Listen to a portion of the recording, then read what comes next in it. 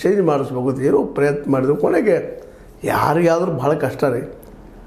ನಿಜವಾಗಿಯೂ ನ್ಯಾಯಮೂರ್ತಿ ನಾಗಮೋಹನ್ ದಾಸ್ ಅವ್ರು ಮಾಡಿದಂಥ ವರ್ಕ ಅನನ್ಯ.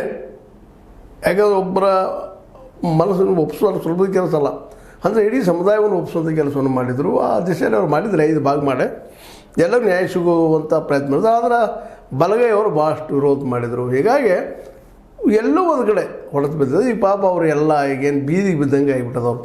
ಯಾಕಂದ್ರೆ ಆ 1ರಲ್ಲಿ ಪ್ರಬಲ 5% ಒಳಗೆ ಪ್ರಬಲ 9 ಹೊಡ್ಕೊಂಡ್ಬಿಡ್ತಾರೆ.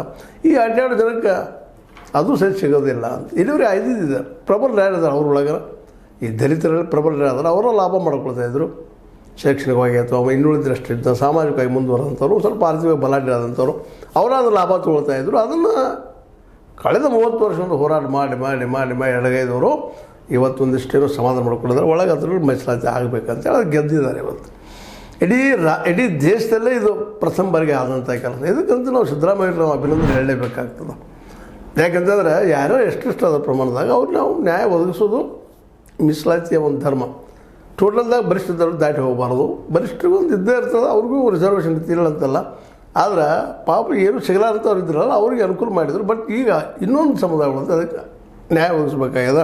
ಅದನ್ನು ಬರಗೂರು ರಾಮಚಂದ್ರಪ್ಪ ಅವ್ರು ಹೇಳ್ತಾರೆ, ಒಳ ಮೀಸಲಾತಿ ಅದು ಪಾಪ ಅವ್ರು ಕೊಡಬೇಕು ರೀ.